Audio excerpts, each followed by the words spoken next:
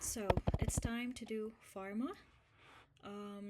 For pharma, we have basics and adverse effects and stuff, and then we have particular drug groups. I think today I just want to mainly go through the general basics and the drug side effects and all of that, and then eventually I will do the specific drug groups later on. Okay. So, basics of pharma. So, pharmacokinetics and pharmacodynamics is just some concepts. I don't want to waste a lot of time on this because I just want to look at the like clinical implications of it. So, but just generally speaking, like pharmacokinetics is what happens before the drug starts to work on its site, and pharmacodynamics is about the effect of the drug and its toxicity. So, um, for bioavailability, it's the fraction. This is important to understand because it's some questions come up on this in basic sciences. It's the fraction of the drug that reaches the systemic circulation. It's affected by the solubility of the drug, whether it's hydrophobic or hydrophilic, whether it's small or large, and it's in how stable is it in the body? Does it get affected by the enzymes and stuff? And then the first pass effect or the first pass metabolism. It's when the drug concentration is greatly reduced before it reaches the systemic circulation. Why? Because of hepatic metabolism. So it causes larger doses to be needed orally than in other routes. So the drugs that have extensive first pass, we need to consider giving them in parenteral routes like intramuscular, IV, etc.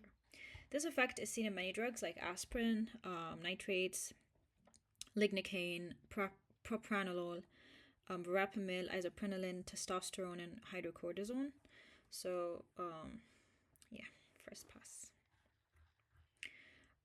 So drugs with extensive first pass metabolism, cardiac drugs, beta blockers, propranolol and metoprolol, calcium channel blockers, verapamil and nifedipine, alpha blocker is prazosin, an alpha blocker. Yep, it's an alpha 1 blocker. And then nitrates, and then lidocaine or lignocaine. For CNS drugs, we have chlorpromazine. Chlorpromazine, is it a dopamine blocker?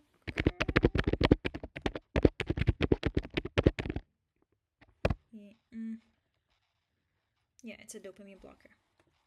Nortriptyline, which is a tricyclic antidepressant, L-dopa, and chlormethiazole. And then analgesics like aspirin, paracetamol, morphine, and pethidine, and then oral contraceptive drugs and testosterone and salbutamol. So these are the drugs that have extensive first-pass metabolism. Now, regarding volume of distribution, this is important to consider, particularly with drugs that have high volume of distribution. They will need a loading dose. And the way we calculate the loading dose is by basically multiplying the dose of the drug by the bioavailability of the drug and dividing it by the volume of distribution. So the higher the volume of distribution, the more the drug will be in the tissues and less in the plasma. I guess that's what it means. The tricyclic antidepressant is a drug that has a high volume of distribution, and so we need to calculate a loading dose for it. For low volume of distribution drugs, dialysis would be helpful for them because they are most of the drug is in the blood and the extracellular fluid, so it will be easily filtered away. Now, regarding protein binding, albumin, lipoprotein, glycoprotein, alpha, beta, and gamma globulins are the proteins that bind drugs, and the unbound fraction is what exhibits pharmacological effects. The bound portion may act as a reservoir or depot from which the drug is slowly released as the unbound form. And these are all of the drugs that have high protein binding. So aspirin. Aspirin has high protein binding and it has high first pass metabolism. We have warfarin, digitoxin, valproate, nifedipine, propranolol, rifampicin, indomethacin, chloropropamide, phenytoin, chlordiazepoxide, and verapamil and furosemide. Now, regarding metabolism, mostly takes place in the liver. We have two phases. Phase 1 is oxidation, reduction, and hydrolysis reactions. The products of phase 1 are typically more toxic and more active, unlike phase 2, So phase 2 is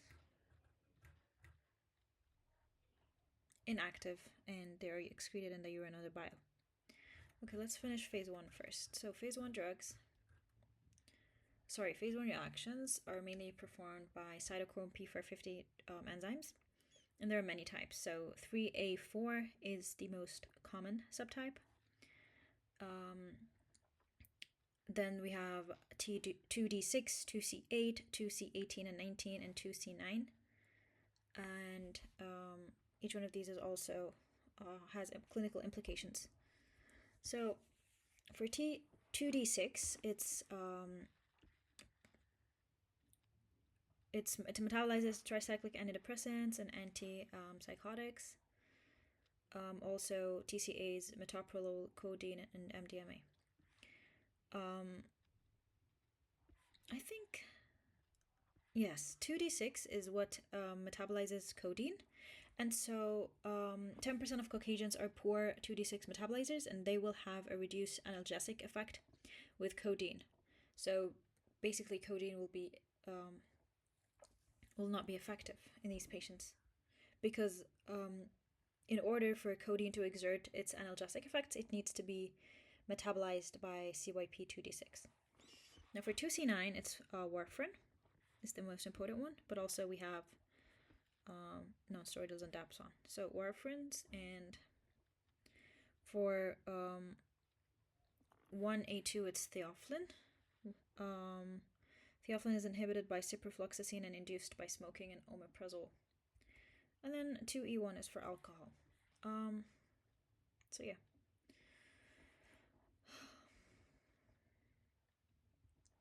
We also have 2C8, so omeprazole, diazepam, barbiturates, 2C18 and 19. Now, drug interactions with cytochrome P450, they're only clinically significant for drugs that have a narrow therapeutic index, such as cyclosporin, warfarin, theophylline, and phenytoin, and lithium.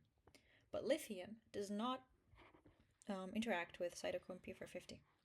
Now, for the inhibitors and the inducers, we have a nice mnemonic, and it was a lot easier for me to remember the inducers than the inhibitors.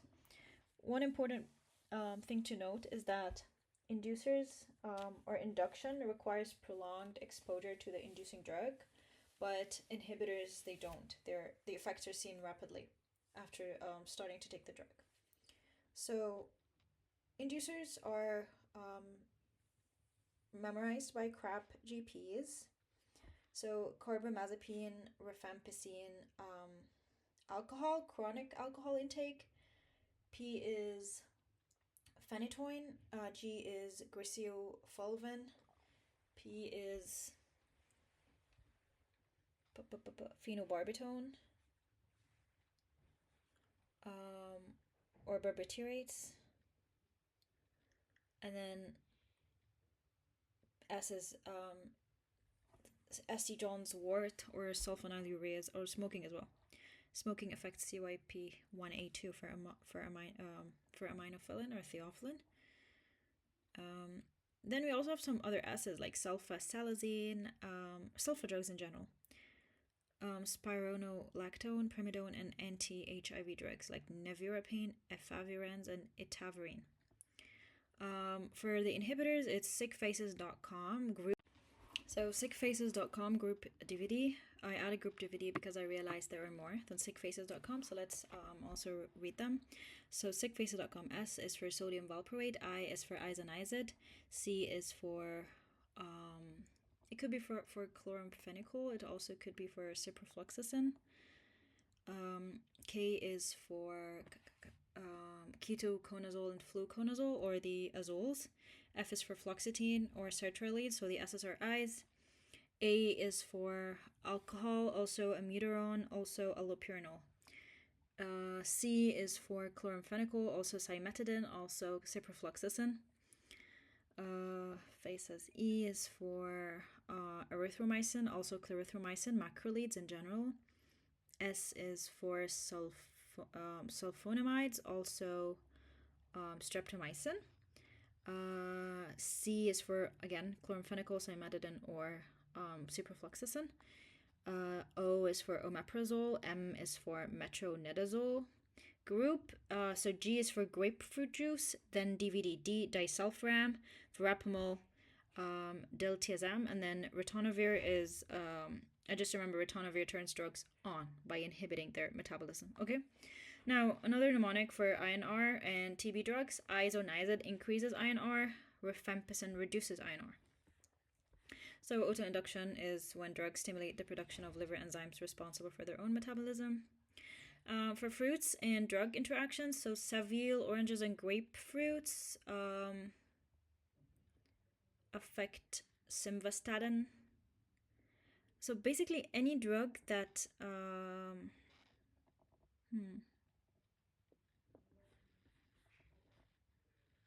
I mean, there are drug inhibitors, so amiodarone affects diazepam, affects nifedipine. For cranberry juice, it affects warfarin. Also, something important to note is that enzyme inducers, when they are used with contraceptives, you need to add another contraceptive method. For inhibitors, you don't need to change anything if they're used with contraceptives. Okay, now for phase 2, conjugation reactions, keep in mind that this is how paracetamol is metabolized. Per acetylator status, 50% of the UK population are deficient, so 50% are slow and 50% are fast acetylators. The drugs affected by acetylator status are shipped, so sulfasalazine, hydralazine, isoniazid, procainamide, and dapsone. So again, shipped, sulfasalazine, hydralazine, isoniazid, procainamide, and dapsone. Something important about oral contraceptive pills, gut flora produces enzymes that can break the bond formed during the liver's conjugation process, which basically releases active drug back into the intestine. So if you take antibiotics, you're inhibiting the gut flora, and you're leading the pill to stay inactive and decreasing their action. Because if the gut flora was working normally, it would have broken the bonds that are formed during conjugation and caused the contraceptive pill to be reabsorbed back into the intestine and working again instead of being metabolized. Now, excretion, it's the rate at which elimination kinetics is the rate at which drugs clear. We have first order, which is a fraction, and we have zero order, which is an amount. And this amount, zero order kinetics, T half is not constant. Zero order kinetics are kind of fishy. So phenytoin, salicylates, heparin, and ethanol. Phenytoin, salicylates, heparin, and ethanol. A patient may fail a breathalyzer test in the morning if they have been drinking the night before. Because, okay, zero order kinetics.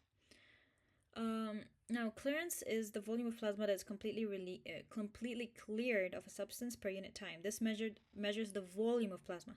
Renal extraction ratio measures efficiency of or fraction of drug removed from the plasma. So extraction ratio is equal to the drug concentration entering the kidney minus the drug concentration leaving the kidney over the drug concentration entering the kidney. Half-life. Amiodarone has a long half-life. Okay. Now, pharmacodynamics is... I haven't seen a lot of questions about this. So just drugs acting on receptors, we can have a full agonist, partial agonist, competitive agonist, and a non-competitive agonist.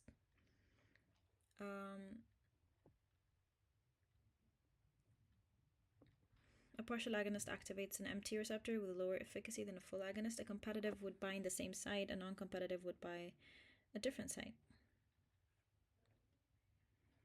A non-competitive cannot be overcome by increasing agonist concentration, but a competitive can be overcome.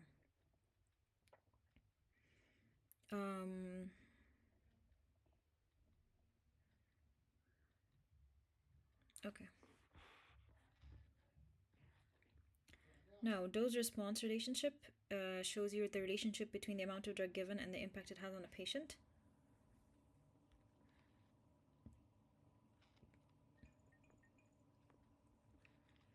Binding affinity is how readily a drug will bind. Efficacy is how able it will be to produce a response. Potency is the concentration at which it is effective.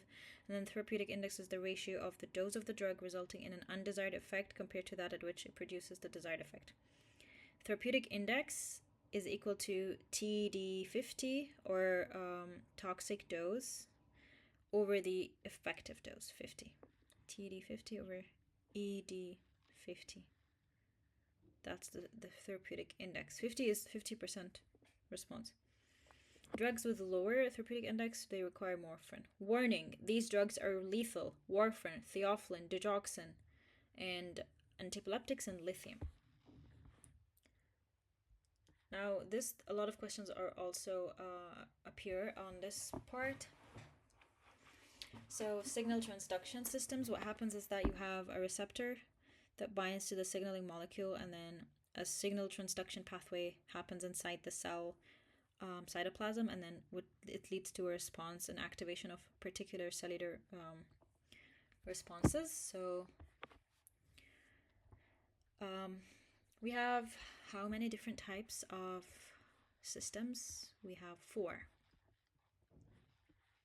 So the first system is the regular ion channel, the simplest form of receptor that basically either opens or closes when the drug binds to the receptor, according to whether this drug is an agonist or an antagonist, like lidocaine, for example. Examples is the nicotinic acetylcholine receptors, GABA receptors, glutamate receptors. These are all ion channels. Next is the G protein coupled receptor, like the adrenoreceptor. What happens is that the receptor is linked to a G protein, and this G protein is a trimer, so it's formed of 3 subunits. And it's named according to its alpha subunit. So it has an alpha, beta, and gamma subunit. If the alpha is stimulatory, it's a GS protein. If the alpha is inhibitory, it's a GI protein. And if the alpha is, if it activates phospholipase C, it's a GQ protein. For GS, it stimulates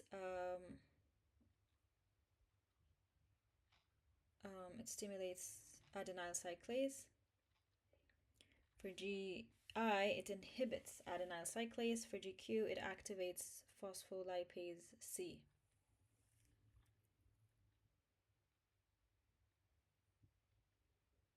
Okay, so I don't know if this is. I don't know. Okay, let's memorize it. So have one M&M, GQ protein.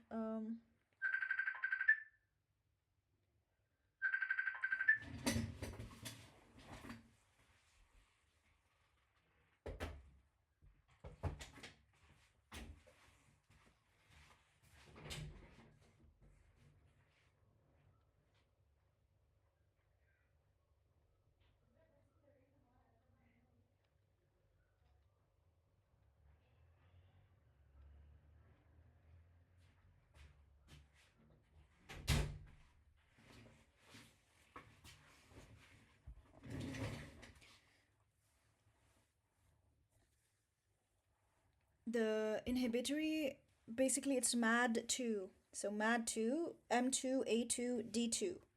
MAD2, M2 receptor, alpha 2 receptor, and dopamine 2 receptor. These are inhibitory receptors. They inhibit adenyl cyclase. For have one M&M, so H1, alpha 1, V1, and then M&M, so M1 and M3, because M2 was inhibitory. These are GQ receptors, and they activate phospholipase C. And then everything else is an stimulatory. So when the drug binds, it activates an enzyme. This enzyme can either be adenyl cyclase or phospholipase C, and it leads to the production of a second messenger. So in the case of adenyl cyclase, the second messenger is cyclic AMP, which activates protein kinase A.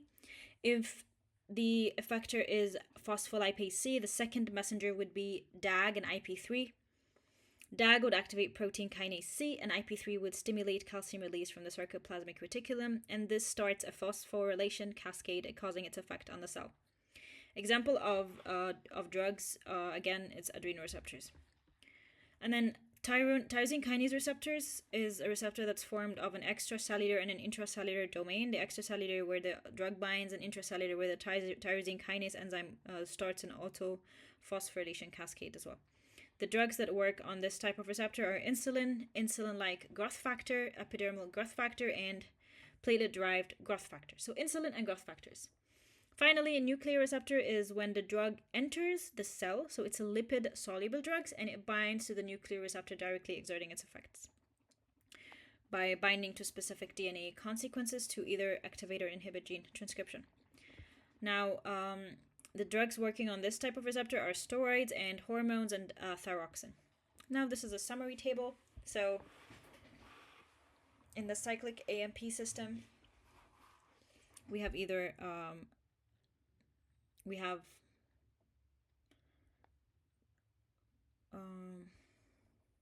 MAT2, right? MAT2 inhibitory, and then the rest are stimulatory. In the phosphoinositol system, it's HAV1-MNM. Cyclic GMP system is for nitric oxide, and then tyrosine kinase is for insulin and growth hormones. Take care that the growth hormone releasing hormone is a cyclic AMP system as well. Oh, it's both. Okay, cyclic AMP and phosphoinositol.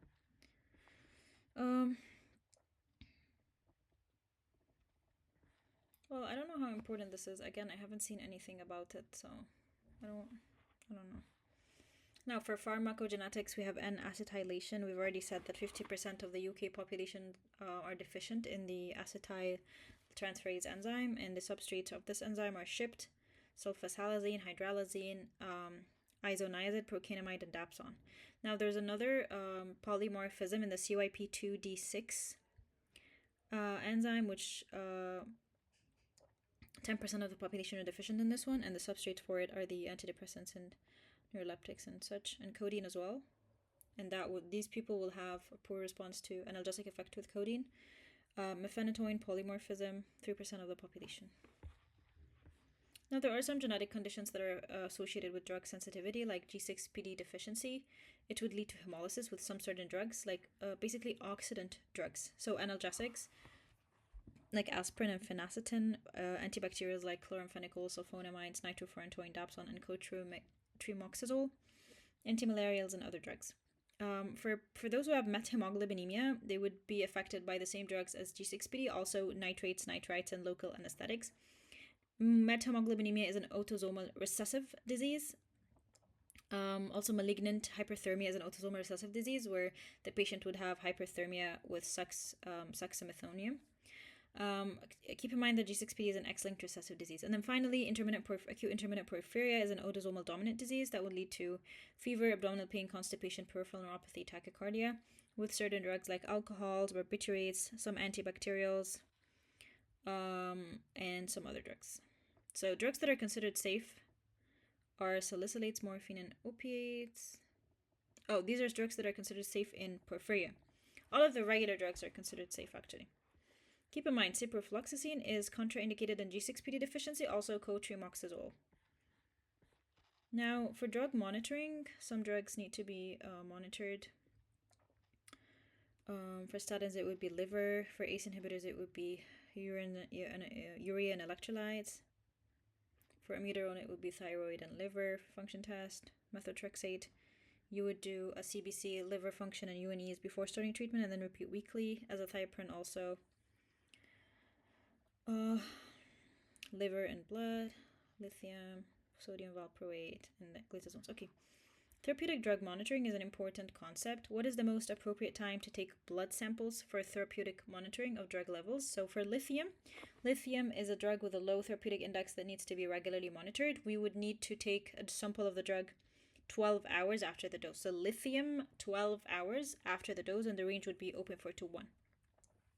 Now for digoxin, so 6, measured at least 6 hours after the drug. So I have a date at 6, so I will be late at 12. Date at 6, digoxin after 6 hours, late at 12, lithium at 12 hours. I don't know why they will be late at 12, but anyways. For cyclosporin and phenytoin, both of these are measured immediately before the dose, so trough levels. Trough levels is basically immediately before the next dose. So call and phone before you come. So call cyclosporin and phone phenytoin before you come, immediately before the second dose, that is the trough level. Now, regarding drugs acting on common receptors, we have alpha, beta, dopamine, GABA, histamine, muscarinic, nicotinic, oxytocin, and serotonin. So alpha and beta, alpha agonist and alpha antagonist. Alpha agonist are alpha 1, so phenylephrine and oxymetazoline as decongestant, and alpha 2, glaucoma. For antagonists, it's used in benign prostatic hyperplasia such as tamsulosin and hypertension doxazocine. For beta, we have beta 1 and beta 2. For beta 1 is cardiac, beta 2 is for like respiratory, I guess. So agonists, dobutamine is a beta 1 agonist, salbutamol is a beta 2 agonist, which is a bronchodilator. Now beta blockers are usually, some of them are selective, some of them are non-selective. The selective ones would be beta 1 selective. Now dopamine agonists are used in Parkinson's disease and prolactinoma because they inhibit prolactin. And in Parkinson's disease as well, we have increased dopamine. Dopamine blockers are used as antipsychotics and antiemetics. GABA agonist is benzodiazepine and baclofen. Baclofen is a GABA B agonist. Antagonist is flumazenil, which is why it's used as an antidote, but it's not used anymore, by the way.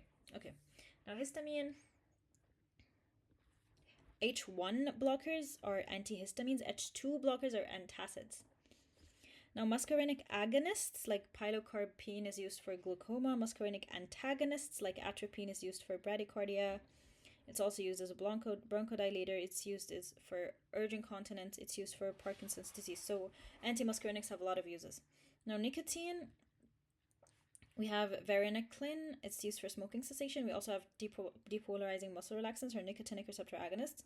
For nicotinic blockers, these are the non-depolarizing muscle relaxants, so the Atra-Curia. Now, oxytocin could be used for agonist inducing labor, antagonist tocolysis, or stopping labor, I guess. Now, serotonins, we can have both of them, by the way, the agonists and the antagonists of serotonin are used in migraine. The agonist would be the triptan used in the acute migraine attack, and the antagonist would be the ones used for migraine prophylaxis. So serotonin 2 antagonists for migraine prophylaxis. Serotonin 3 antagonists are used as antiemetics. What else was used as an antiemetic? The dopamine receptor antagonist as well. This one is used for the chemotherapy induced. Now, the agonists are serotonin 1. The ergots and the triptans are serotonin. Oh, wait. Ergotamine is a partial agonist. Okay. Drugs in pregnancy, there are some harmful drugs. Tetracycline would cause discolored teeth. Chloramphenicol would cause gray baby syndrome. Anti-epileptics, other drugs, they would also cause problems. ACEs and ARBs cause problems. Okay. Lithium causes Epstein anomaly. Tacrolimus is safe in pregnancy. For breastfeeding, you should note that galactosemia and viral infections are contraindications for breastfeeding, but in the developing world, it's not the same case for HIV. Contraindicated in breastfeeding are 3 antibiotics: tetracycline, chloramphenicol, and sulfonamide. Lithium, and some other drugs like aspirin causes a risk of Ray's syndrome in the neonate. Carbimazole, methotrexate, sulfonam. Okay. For heart failure, you should keep in mind that TZDs like pioglitazone are contraindicated in heart failure because they cause fluid retention. Also, take care of the saxagliptin in heart failure. Verapamil has a negative inotropic effect. You shouldn't use it in heart failure. Nonsteroids and glucocorticoids are used with caution because they cause fluid retention. Obviously, we're not talking about low-dose aspirin. And then flecainamide is not used in heart disease. Wait, really? Oh yeah, flecainamide, the heart must be free, FF. Okay, for liver failure, the toxic effects of uncleared compounds may be more. Also, some drugs cause cholestatic jaundice. We were going to read the drugs that cause the hepatotoxic effects and that cause cholestatic effects. Rifampicin causes cholestatic, I guess. Okay, now for renal failure, you should avoid some drugs like antibiotics, nonsteroidals, lithium, and metformin. And then there are other drugs that are safe. For the elderly,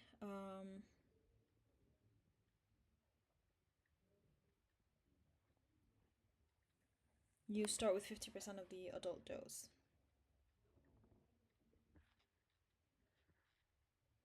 The most important effect of age is reduced renal clearance. So elderly patients excrete drugs slowly and they are highly susceptible to nephrotoxic drugs. For drugs with a narrow therapeutic index, the hepatic metabolism of lipid soluble drugs is reduced in elderly patients because they also have a reduction in renal volume. So in general, you start with a lower dose. The top 3 adverse effects in the elderly are often vague, like confusion, constipation, and postural hypertension.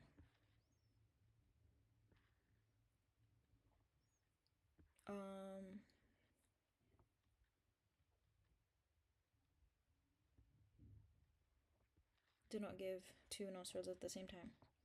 Adverse effects. When we're talking about adverse effects, we have some that are very common. We have common, we have uncommon, we have rare, and we have very rare. So very common are more than 10%. So anything else is going to be less. Common is 1 to 10%. Uncommon is less than 1%. Rare is less than 0.1%. Very rare is less than 0.01%.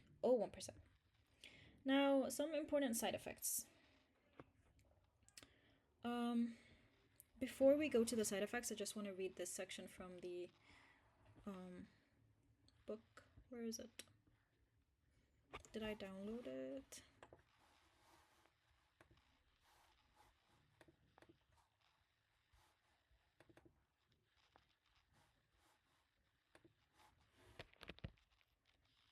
Yes, I'm just going to skim with my eyes. Why loading dose in amiodarone? Because amiodarone is widely bound in body tissues. Basically, it has a high volume of distribution. So amiodarone has a high volume of distribution. In the elderly population, phase 1 reactions will usually become impaired before phase 2 reactions.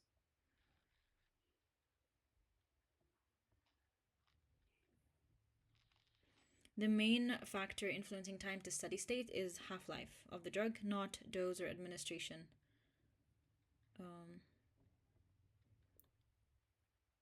Frequency. Clinical application. So the half-life determines the dosing frequency. Drugs with a narrow therapeutic index require monitoring. Some prodrugs are activated by metabolism, like codeine. Renal impairment prolongs the half-life of renally excreted drugs.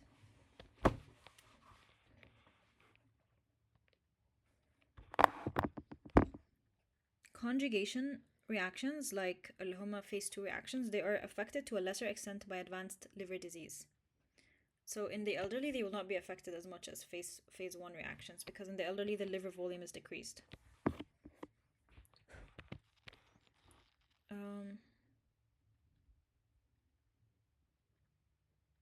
What is the reason for a different dose of GTN and oral?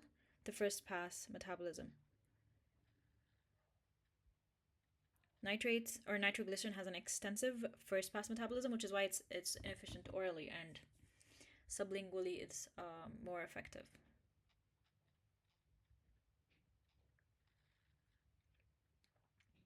For an IV administered drug, the bioavailability is 100%. Key points for MRCP. Drugs with significant first pass metabolism require dose adjustment in liver impairment. Correct. Absorption rates differ with drug formulations, so sustained release have slower but prolonged absorption. Lipophilic drugs are better absorbed orally. Food interactions are important. For example, avoid calcium-containing foods with tetracyclines. First pass metabolism affects bioavailability, and so sublingual or parenteral routes bypass this issue. Okay, so MRCP UK Part 1, September 2017. What is the mechanism that makes salmeterol act as a LABA?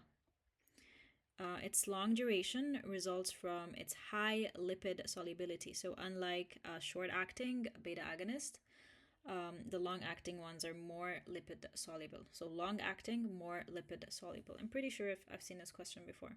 Okay, now another question. What is the reason for phenytoin toxicity in patients with chronic renal failure? It's the decreased protein binding. What does that mean?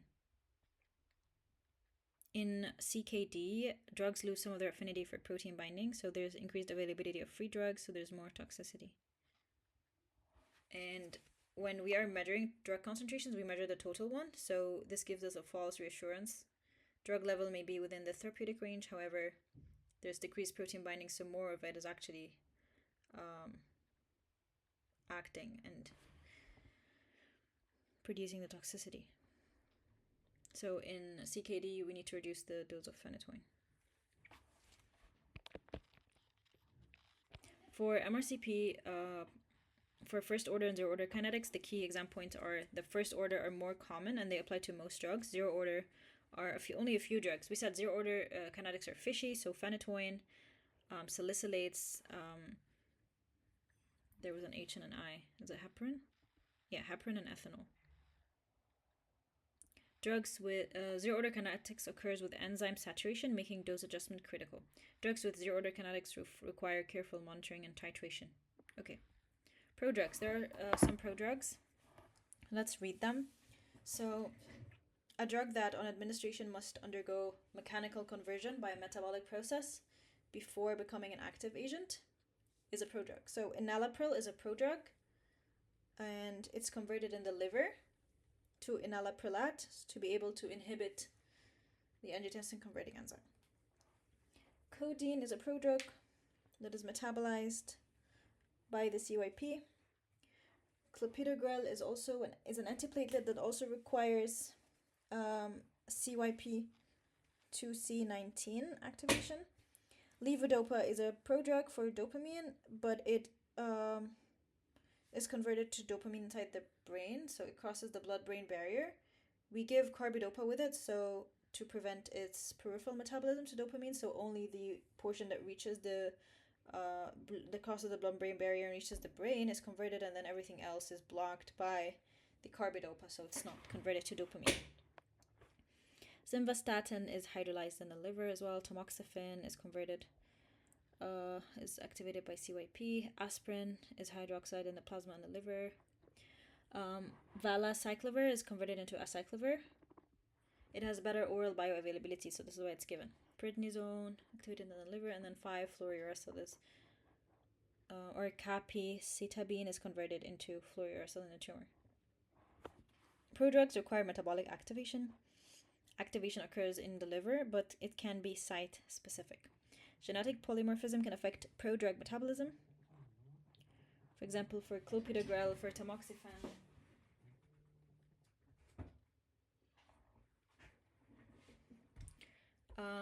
prodrugs improve pharmacokinetic properties such as bioavailability or reduce systemic side effects. Okay, now this part is also nice and important. So, clinical trial phases. There are 4 phases. Phase 1 is to determine the pharmacokinetics and pharmacodynamics and side effects. Phase 2 is to assess the efficacy and dosage. A is for dosing, B is for efficacy. 3 is for effectiveness.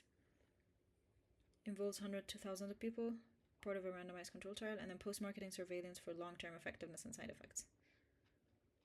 So, yeah.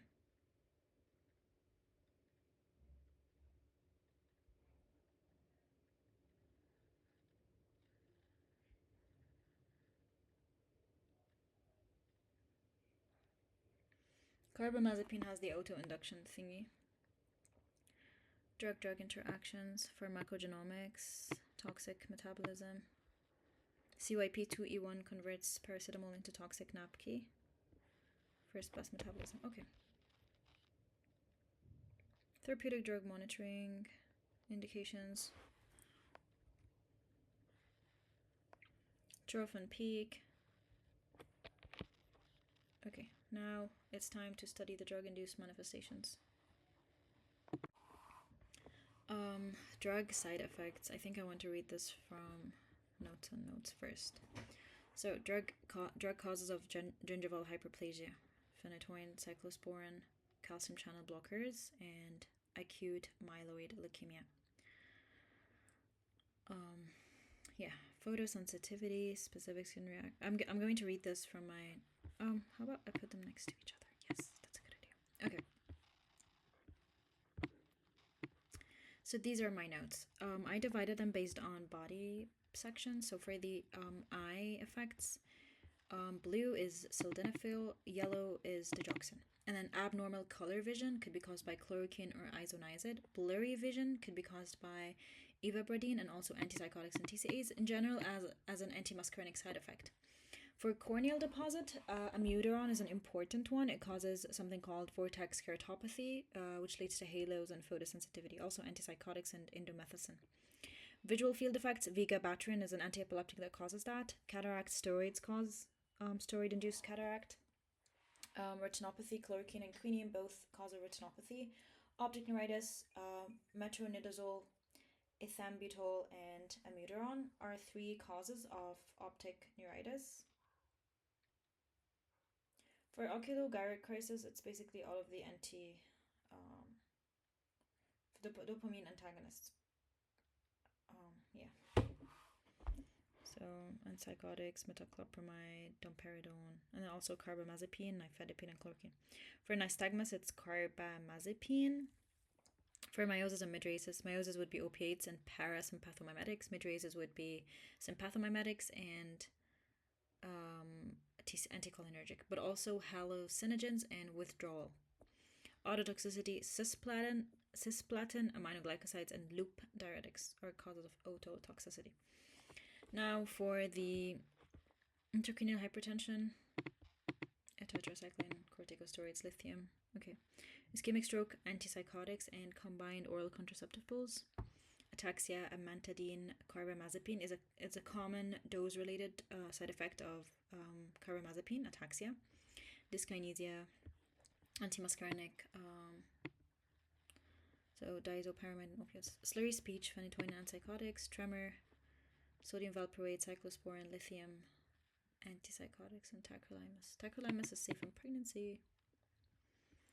Peripheral neuropathy, a lot of drugs. Some of them motor, some of them sensory. So amiodarone, isoniazid, phenytoin. Vincristine would be more motor. Cisplatin would be sensory. And then other drugs.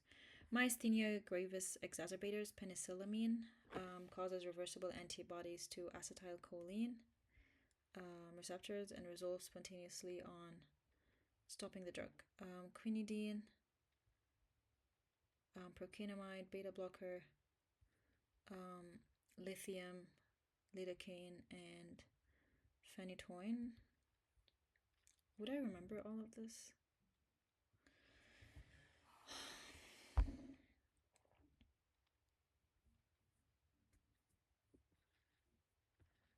Sleep disturbances and nightmares. Beta blockers, bed blockers. They block you from going to bed. Amiodarone, Montlacast, Frapamil, Levodopa, amitriptyline, morphine, efavirenz. This causes vivid dreams.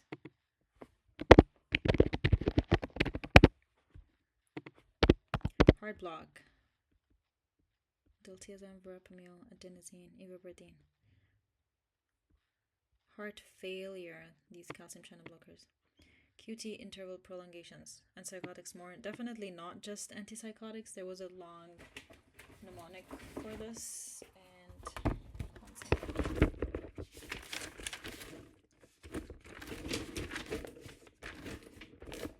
it's A, B, C, D, E, F plus N, O.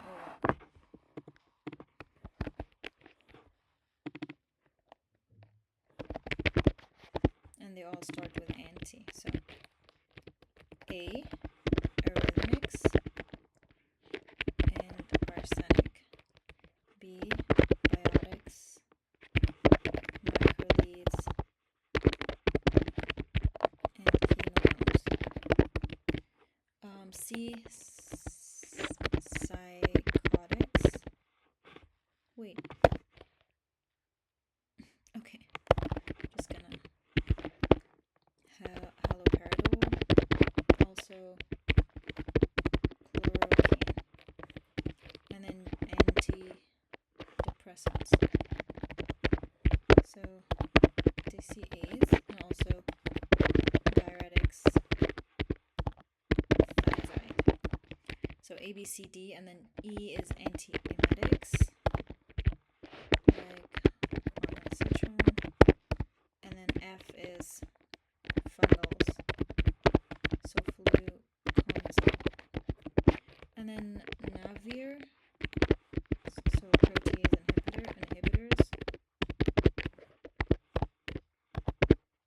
be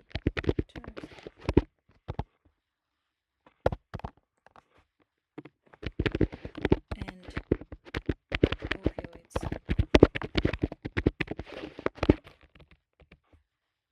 Also hypocalcemia, hypokalemia, hypomagnesemia.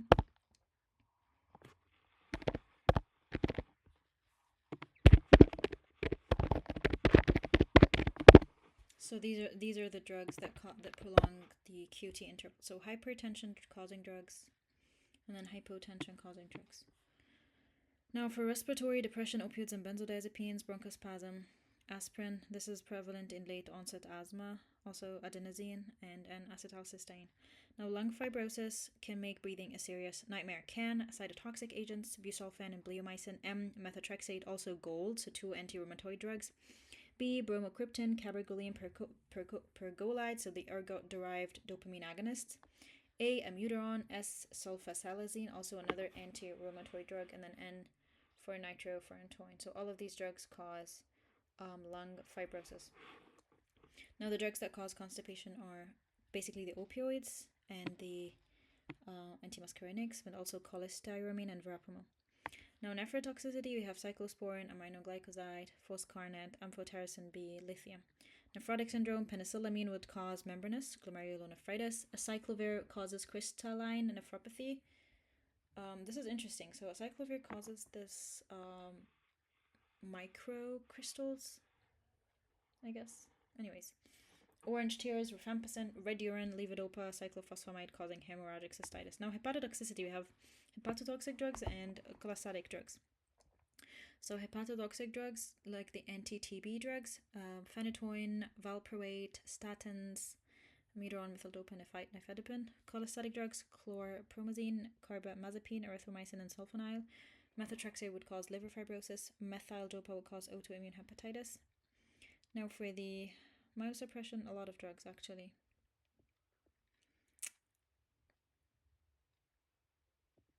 Hemolytic anemias, G6PD, dapsone, primacaine, aspirin, nonsteroidals, quinolones. And then there are other drugs that cause acquired autoimmune hemolytic anemia, like methyl-dopa, penicillin, trimethoprim. And then there's direct RBC toxicity by lead. Pancytopenia. What's the difference between this? So pancytopenia, cytotoxic drugs, gold, trimethoprim. This is so boring. This is insanely boring.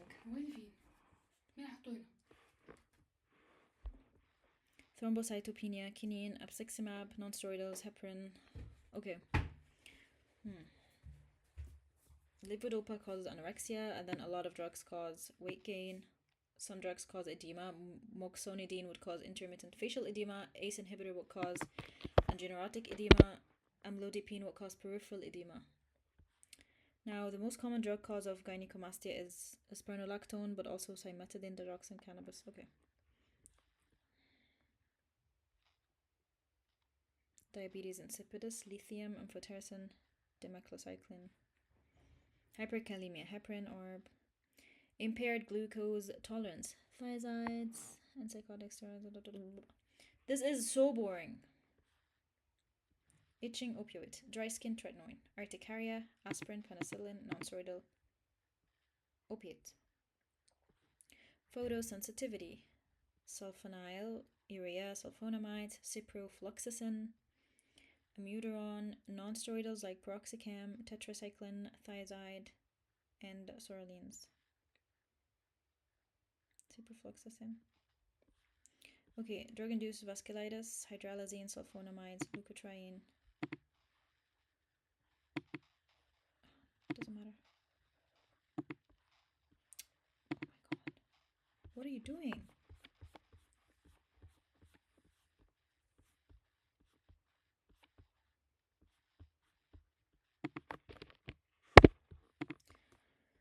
Drug-induced lupus. Gray discoloration, amiodarone, minocycline. Did my minocycline cause something else? I think so. No, it didn't. Dupuytren's contraction, phenytoin. And then insomnia. Wait, insomnia was already in the beginning. beginning. Trouble sleeping.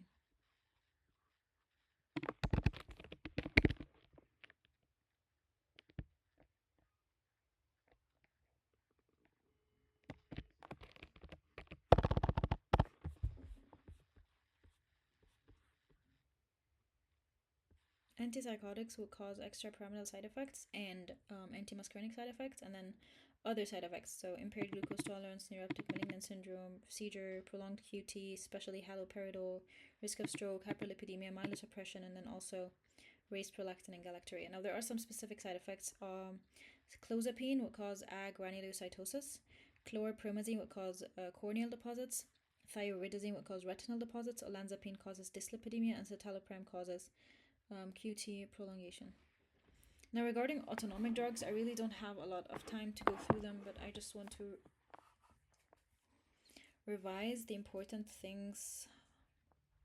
So alpha, we have alpha 1 and alpha 2. Alpha 1 is vascular smooth muscle contraction. Alpha 2, decreased sympathetic.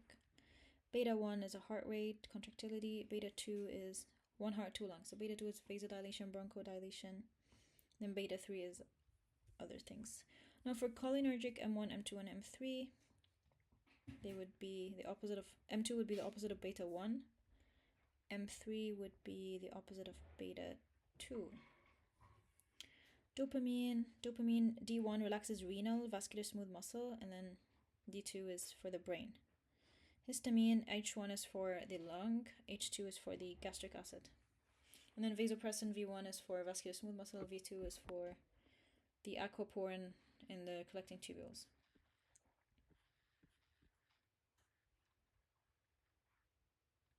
Dopamine is a drug that has beta and alpha effects only in high dose, but in low dose it would have only a dopaminergic effect.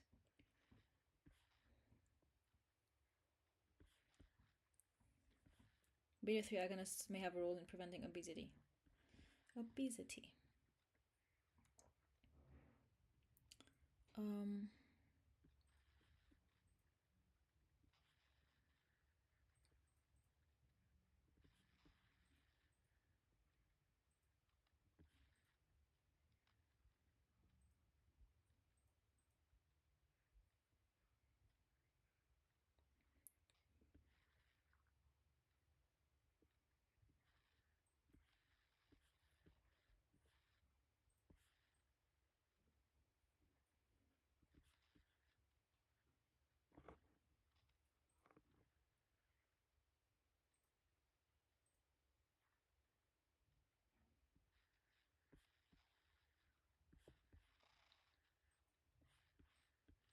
Skin reaction. Beta blockers would cause psoriatic type reactions. Antibiotics would cause lupus-like reactions.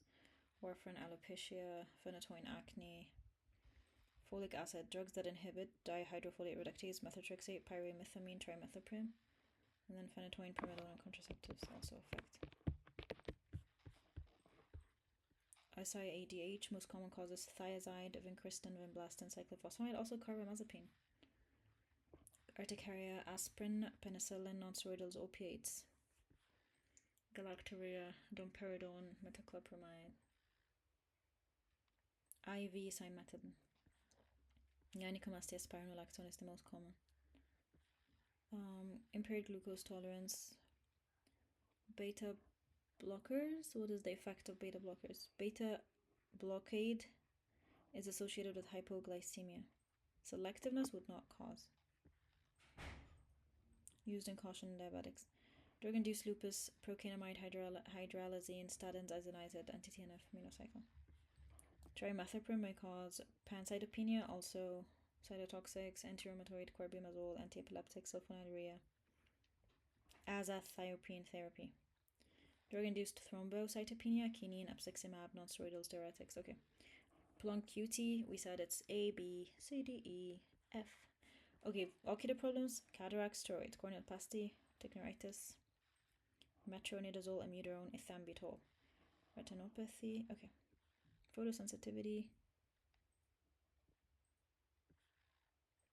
ototoxicity, Seizure, drug-induced seizure. Isoniazid, bupropion, imipenem, tramadol, inoflurane. The Stevens-Johnson syndrome. Allopurinol is the most commonly associated. I think there was a section on this. Also, dress syndrome.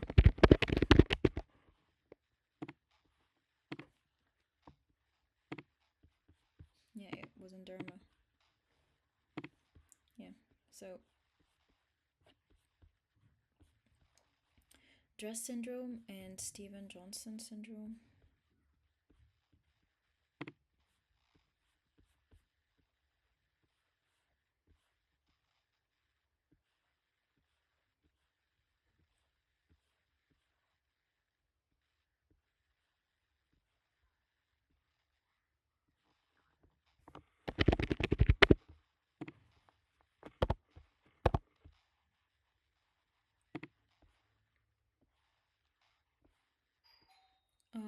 It's a drug reaction. The most common cause is allopurinol. There's also lamotrigine, carbamazepine induced in Chinese people, penicillin, sulfonamide, sulfasalazine. It would cause a target lesion, which is the erythema multiforme, and then the bully. Toxic epidermal necrolysis is basically when there is Stevens-Johnson syndrome in more than 30% of the body. Now let's look at dress syndrome. So dress syndrome is, well, dress syndrome is not mentioned here.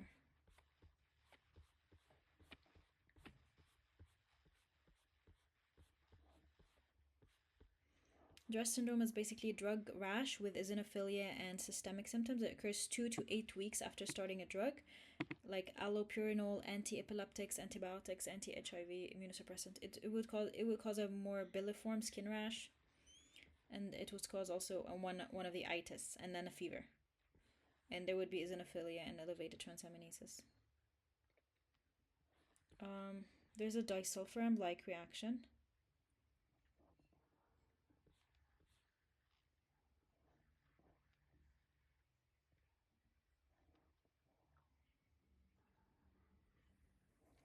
Disulfiram is an inhibitor of the aldehyde dehydrogenase in the mitochondria. Fomepizole is an inhibitor of alcohol dehydrogenase in the cytoplasm.